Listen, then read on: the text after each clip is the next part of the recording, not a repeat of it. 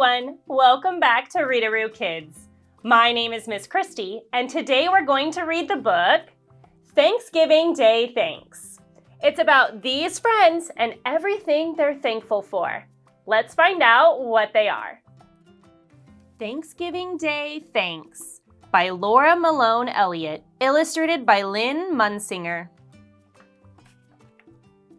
Thanksgiving is coming, said Sam's teacher, Mrs. Wright. What one special thing about the holiday would you give thanks for? Football, shouted Nicole. Sweet potatoes with marshmallows, Jeffrey yelled. Shopping, announced Tiffany. Sam wasn't sure what one special thing would be. Who knows the story of the very first Thanksgiving? Asked Mrs. Wright. Sam's best friend, Mary Ann, knew. When the Pilgrims came to America, Native Americans showed them how to plant corn and hunt for food. So the Pilgrims invited the Native Americans to a big feast to celebrate their friendship and their first harvest. That's right, said Mrs. Wright. How should we celebrate Thanksgiving in class? We can have our own feast, Jeffrey suggested. We can dress up like pilgrims and Native Americans, said Mary Ann. Oh, goody, Tiffany clapped her hands. Costumes! Sam didn't have any ideas. He was stuck on figuring out what he was thankful for. Winston's hand shot up. My grandmother makes a turkey out of yarn for Thanksgiving. Ew, squealed Tiffany. You eat yarn turkey? Ew, squealed her friends. No, it's a decoration, Winston said. Before dinner, we write what we are thankful for on a paper feather and stick it in the turkey. That's a great tradition, said Mrs. Wright. Everyone pick one thing you are really thankful for to write on a feather. And I don't mean candy, she added with a smile. Uh-oh, thought Sam. The class came up with all sorts of Thanksgiving projects. Jeffrey organized a pumpkin pie eating contest. Nicole made special placemats. She collected red and orange maple leaves and pressed them between 2 sheets of wax paper. While shopping for a pilgrim outfit, Tiffany learned about a Thanksgiving food drive for the needy and donated cans of soup. Winston built a miniature Mayflower, just like the pilgrim ship, from popsicle sticks.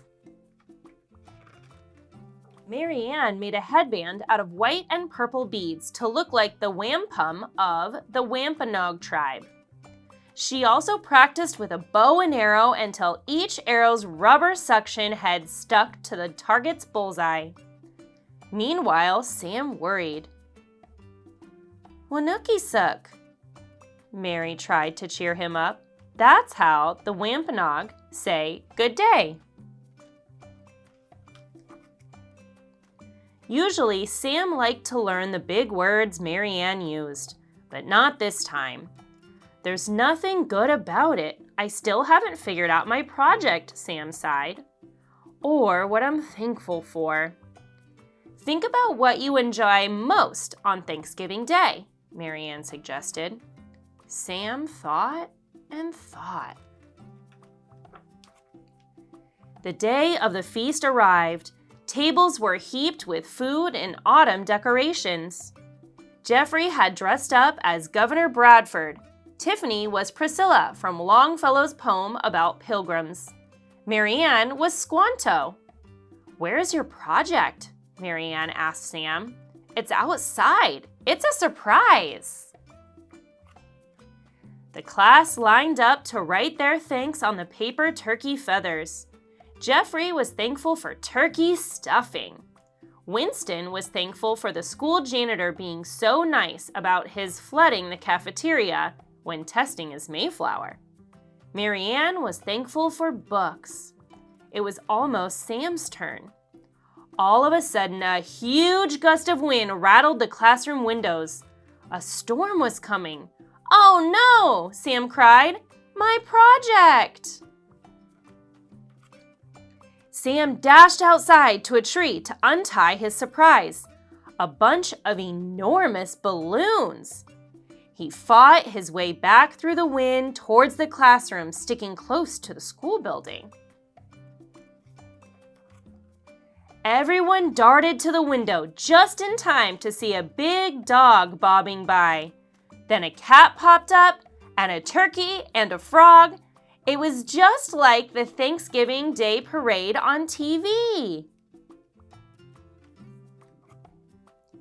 Another blast of wind whipped the balloons.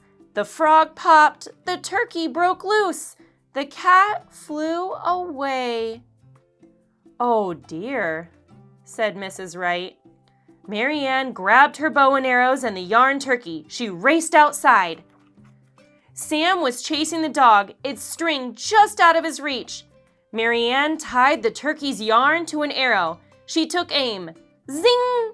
The arrow's rubber cup stuck to the dog's long nose. Mary Ann reeled it in. "Yay!" cheered the students. But Sam was sad. "I can't have a parade with only one balloon," he said.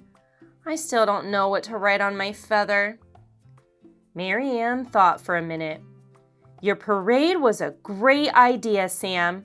Is there something about the big Thanksgiving Day parade you're thankful for?" "Well, my whole family watches it together. We drink hot chocolate and tell stories. Grandpa talks about going to New York City for the parade when he was little. We laugh a lot." Sam smiled. Now he knew what to put on his feather. It says, "I am thankful for time with my family." Later, Sam wrote another feather and tucked it into Mary Ann's headband. It says, "I am thankful for best friends." I loved reading with you today. If you liked this book, be sure to give it a thumbs up below. You can also click on the subscribe link to make sure you get a notification every time we post a new story so that we can read together again soon. If you'd like activities to go along with these books, you can head over to readarookids.com. There's also a link in the description. There we do puzzles, games, crafts, and even some science experiments. If you'd like to get our free monthly activities, be sure to follow us on our social media. Again, I loved reading with you today, and I hope that we can read together again soon. Until then, Readaroo loves you. Have a great day. Bye-bye.